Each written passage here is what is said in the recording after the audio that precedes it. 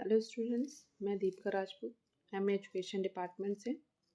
आज हमारा टॉपिक है आदर्शवाद, जो कि एमए सेकेंड सेमेस्टर के फर्स्ट पेपर के फर्स्ट यूनिट से है। हमारा फर्स्ट पेपर जो है वो उसका नाम है एजुकेशनल थॉट। आदर्शवाद आदर्शवाद जिसको हम लोग इंग्लिश में आइडियलिज्म कहते हैं। आइडियलिज्म शब्द जो है वो दो शब्दों से मिलकर बना है। पहला है आइडिया और दूसरा है इज्म। आइडिया जिसका अर्थ है विचार या प्रत्यय, और इज्म जिसका अर्थ है वाद। ये जो आइडियलिज्म शब्द की उत्पत्ति है ये प्लेटो की विचारधारा है, और प्लेटो को इनके प्रतिपादक भी कहते हैं। प्लेटो के अनुसार इस आइडियलिज्म शब्द की उत्पत्ति जो है आध्यात्मिकता से हुई है। आध्यात्मिकता से अनुसार अंतिम वास्तविकता विचारों या विचारवाद में है। इसी प्रकार आइडियलिज्म शब्द का वास्तविक अर्थ है वो विचार है या विचार संबंधी है। अगर हम इसका पूर्ण अर्थ देखें तो ये दर्शाता है कि ये विचारवादी है, केवल आदर्श तक सीमित नहीं है। आदर्शवाद की जो विचारधारा है वो मन की प्रकृति को वास्तविक मानती है। वे कहते हैं कि जो बात सत्य या वास्तविक है वह अवश्य ही आध्यात्मिक या मानसिक होगी, क्योंकि भौतिक संसार में जो भी कुछ हमें साकार रूप से दिखाई दे रहा है वो सत्य नहीं है, वो वस्तु नास्वार है। क्योंकि भौतिक संसार की प्रत्येक वस्तु जो है नष्ट हो जाने वाली है, वो हमेशा बदलती रहती है। आज कुछ है, कल कुछ है, परंतु जो सही और अंतिम सत्य है वो मन है। और आदर्शवादी केवल संसार का आधार मन में देखते हैं, भौतिक पदार्थ में नहीं देखते हैं। संसार की जो वास्तविकता है वो पदार्थ, गति और शक्ति से केवल नहीं। वे कहते हैं कि जो हमारे अनुभव हैं, जो हमारे विचार हैं, बुद्धि है, तर्क है, हमारा व्यक्तित्व है, हमारे मूल्य, हमारा धर्म, धार्मिक और नैतिक आदर्श हैं, वही केवल सत्य हैं और वही हमेशा रहेंगे, जो कि हमें दिख नहीं रहे हैं साकार रूप में, लेकिन इस संसार में विद्यमान रहेंगे आगे जाकर। और भौतिक जगत में जो भी कोई चीज दिख रही है, जो तत्व दिख रहे हैं, जो पदार्थ दिख रहा है, वो नष्ट होकर खत्म हो जाएगा और आगे जाके नया रूप बदल लेगा। आदर्शवाद को अन्य कई नामों से जाना जाता है। विचारवाद तो जाना ही जाता है, मनवाद, आध्यात्मवाद, प्रत्ययवाद, ये सारे नामों से जाना जाता है।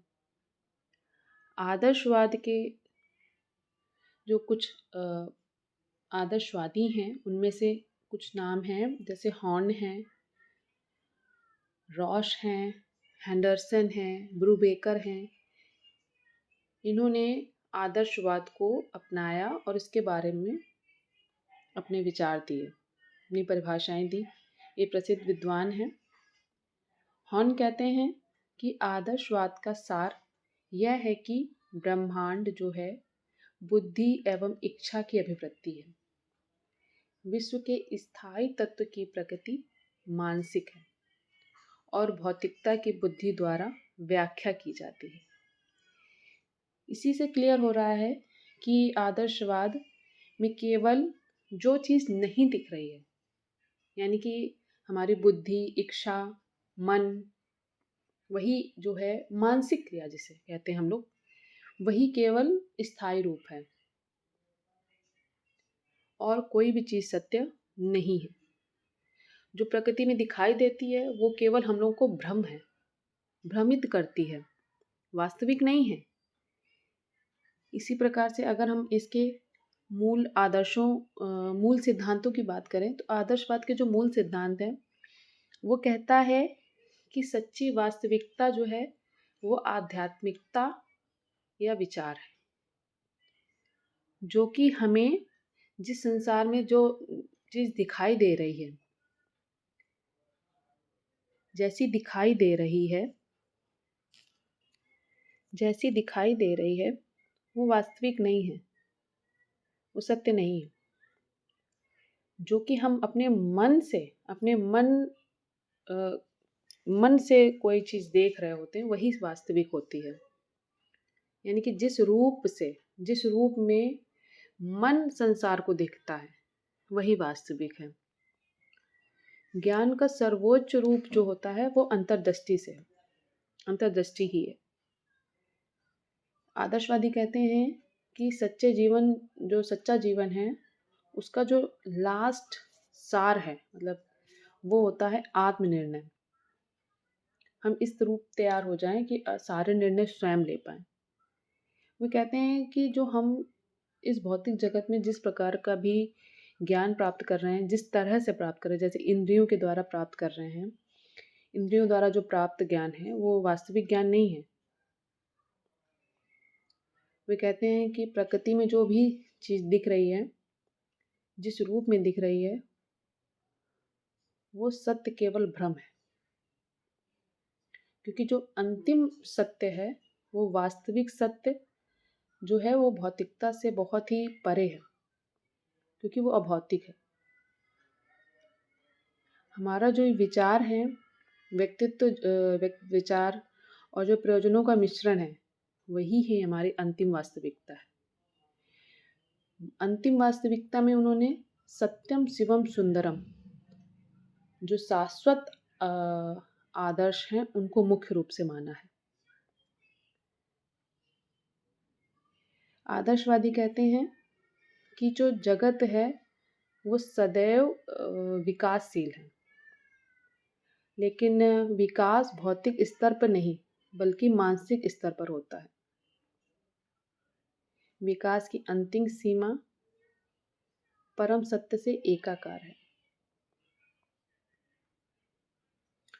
आदर्शवाद जो कहते हैं, इस प्रकार से अगर हम इसकी अर्थ की व्याख्या करते हैं तो पता चलता है कि वे केवल इस संसार का आधार पदार्थों में नहीं देख रहे हैं, मन में देखते हैं।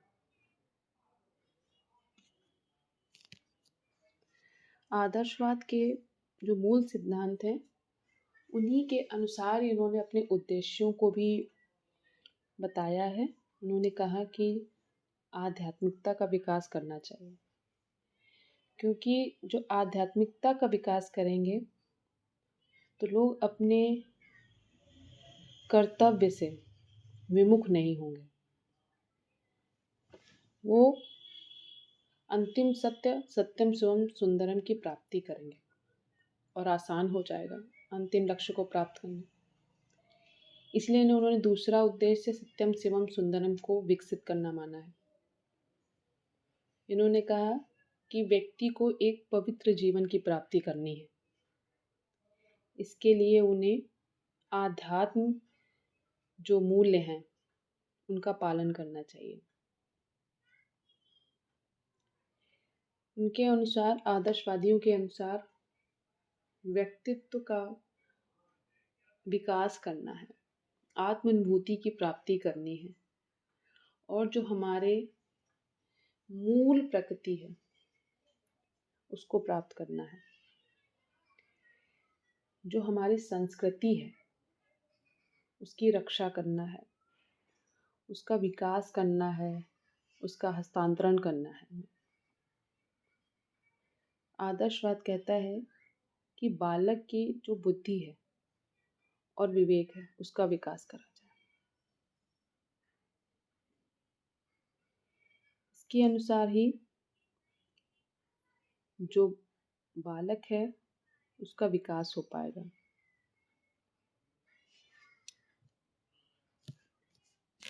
आज के टॉपिक में इतना ही। नेक्स्ट इसके आगे हमें नेक्स्ट वीडियो में मिलेगा। Okay, thank you.